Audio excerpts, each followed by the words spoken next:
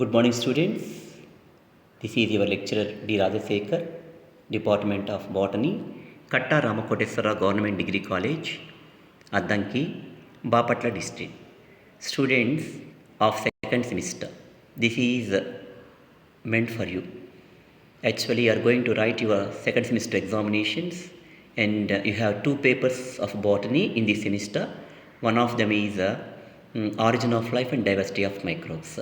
It is a very basic paper, and some of the aspects of this unit have been read by you at your early classes like intermediate, and this is just a type of revision for you.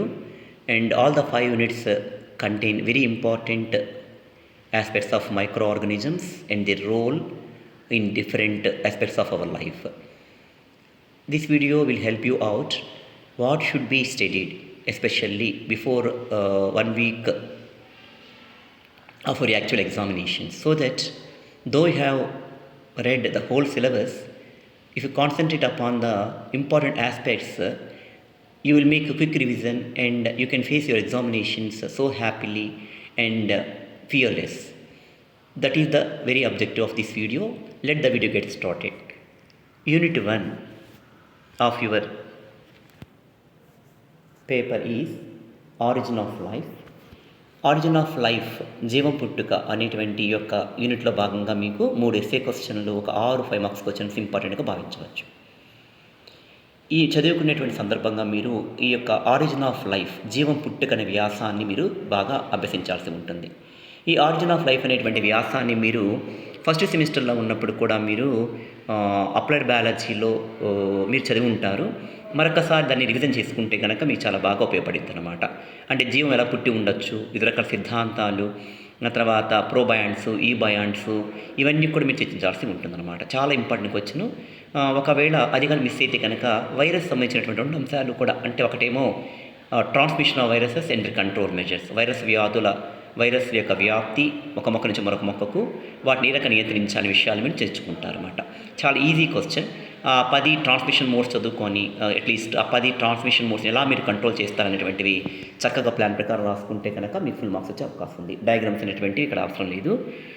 అలాగే significance of వైరస్లో భాగంగా వైరస్లు అనేటువంటి vaccination ప్రిపరేషన్లు ఏ రకంగా ఉపయోగపడతాయి మానవాళికి, అలాగే వెక్టార్గా ఉపయోగపడుతున్నాయి ఆర్డియన్ టెక్నాలజీలోను, అదేవిధంగాను వైరస్లు బయోపెస్టిసైడ్స్ ఎలా ఉపయోగపడుతున్న విషయాలని ఈ 3 రకాల అంశాలపై దృష్టి కేంద్రీకరించి మీరు రాసినట్లయితే కనుక ఫుల్ మార్క్స్ వచ్చే అవకాశం ఉందన్నమాట. సో ఖచ్చితంగా మీకు ఆరిజిన్ ఆఫ్ లైఫ్ కానీ, అలాగే మిగతా 2 వైరస్ రిలేటెడ్గా ఉన్నటువంటి అంశాలలో ఒకటి మీకు ఖచ్చితంగా వచ్చే అవకాశం ఉందన్నమాట.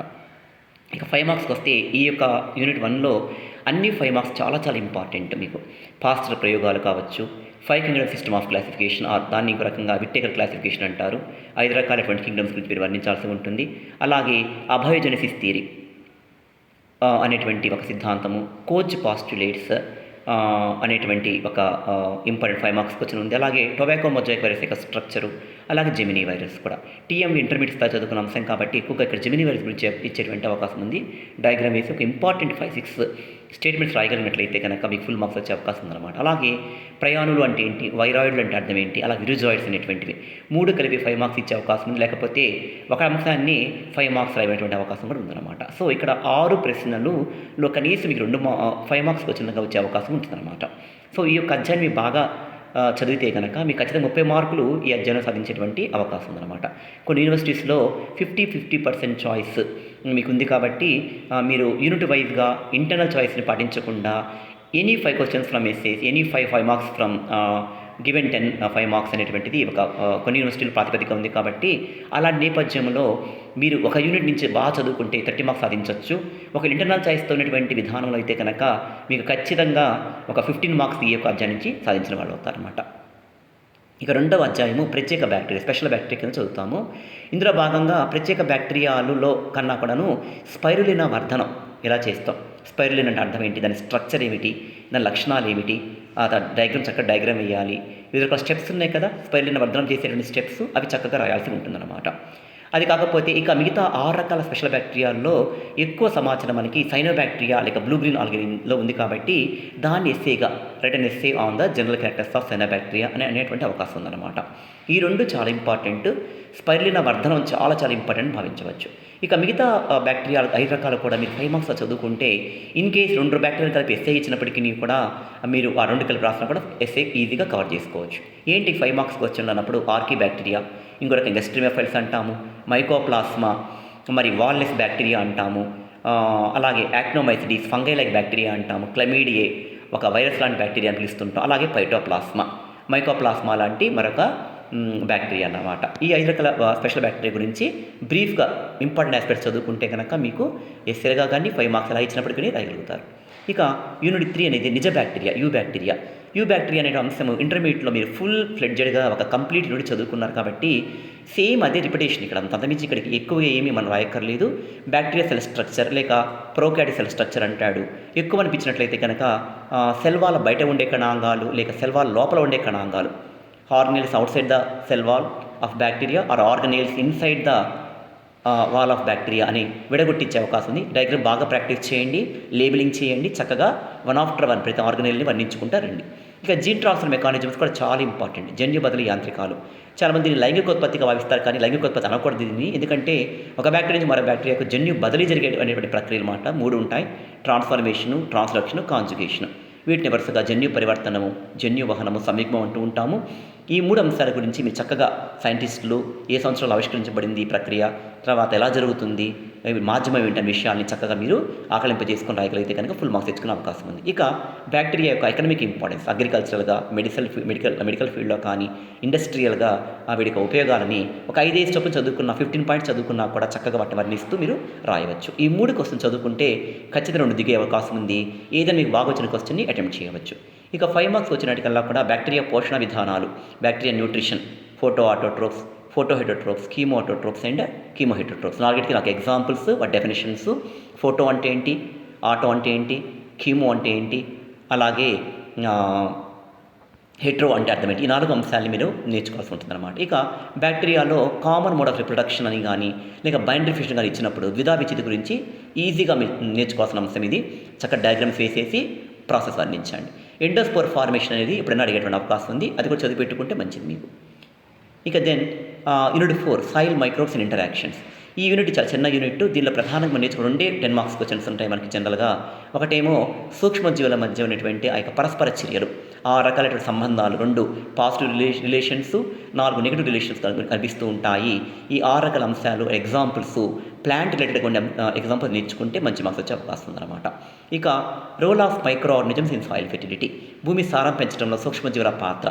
సూక్ష్మజీవులు ఏ సూక్ష్మజీవులు సాయిల్లో జీవిస్తూ ఉంటాయి, ఏ యొక్క రీజియన్లో ఏ ఎక్కువగా కనిపిస్తూ ఉంటాయి, తర్వాత వాటికి ఉపయోగపడేటువంటి అంశాలు ఏంటి, సాయిల్ ఫ్యాక్టర్స్ ఏమిటి, అలాగే భూసారాన్ని పెంచడంలో పాత్ర ఏంటి అనే విషయాల గురించి ఒక అవగాహన కలిగి ఉంటే కనుక కొంచెం ఈ రకంగా ఇచ్చినప్పటికీ కూడా మీరు చక్కగా రాయడానికి ఆస్కారం ఉంటుంది.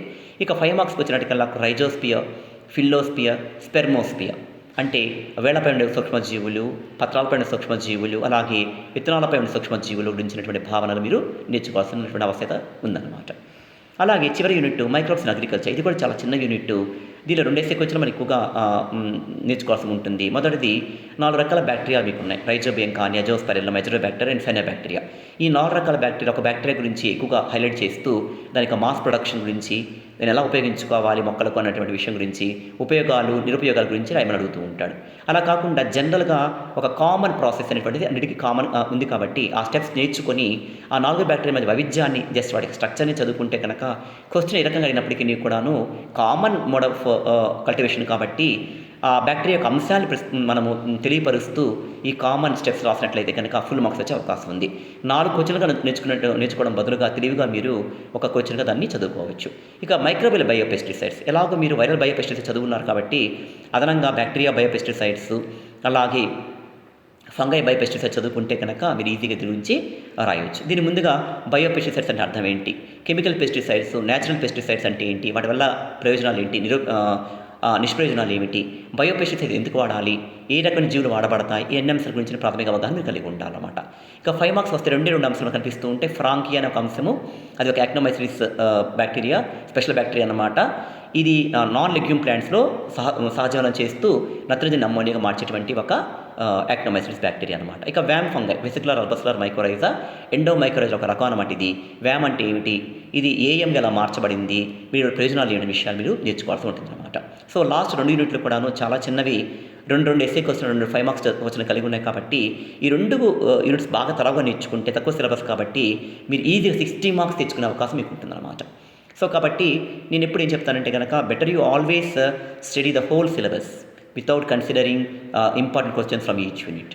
But at the same time, before examinations, you may not have much time with you. So instead of studying the whole syllabus, better you concentrate on these important aspects so that you can easily finish your syllabus in time and you can courageously face your examinations. Thank you for being so patient. I hope you have understood the objective of this video, and I hope you are benefited. Thank you one and all.